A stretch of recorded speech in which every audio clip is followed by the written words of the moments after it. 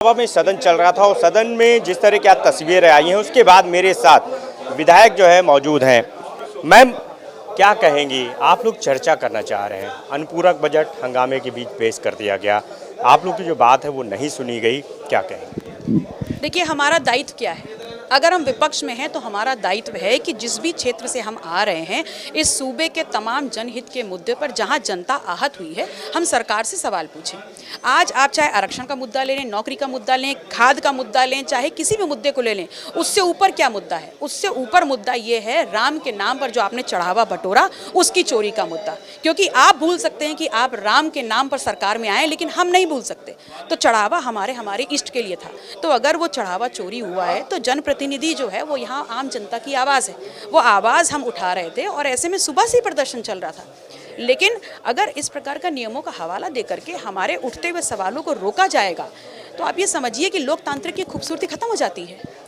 Ma'am, ये बताया जा रहा है कि विपक्ष जो है वो मार्शलों के साथ जिस तरह का व्यवहार कर रहा था, जब हटाया गया तो उनके साथ मारपीट भी की गई, ये आरोप सरकार की तरफ से लगाया जा रहा है। दूसरी तरफ ये भी बात सामने आ रही है कि जो विधायक हैं उनको अध्यक्ष ने जो है निष्कासित भी कर दिया। तो ये जो व्यवहार है उसको आप किस तरह देखें? देखिए, लोकतंत्र की खूबसूरती विरोध प्रदर्शन से होती है। हमारे जनता ने दायित्व अगर विपक्ष में दिया है तो हम सरकार से सवाल करेंगे। लोकतंत्र में हमें विचारों की अभिव्यक्ति का मौका है, हम सुबह से प्रदर्शन कर रहे हैं।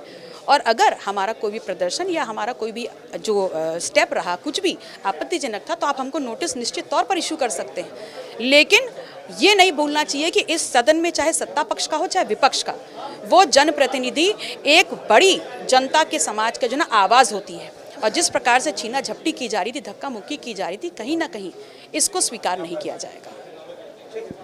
बहुत बहुत शुक्रिया मैम। तो बिल्कुल विधायक पल्लवी पटेल मेरे साथ मौजूद थी, जिन्होंने साफ कहा कि जिस तरह की तस्वीरें और जिस तरह सरकार का रुख रहा है उसे कतई स्वीकार नहीं किया जा सकता। और जनता की जो आवाज़ है वो उठाने के लिए प्रतिनिधि उनको चुना गया है और वो जनता की आवाज़ को उठाना चाह रहे थे। लेकिन हंगामे के बीच जो है पूरक बजट पेश कर दिया सरकार ने। लेकिन अयोध्या में जो राम मंदिर ट्रस्ट में जो बड़ी चोरी हुई है उस पर आखिर चर्चा क्यों सरकार नहीं करना चाहती? कैमरा एस के वर्मा साथ अनूप कुमार, भारत समाचार, लखनऊ।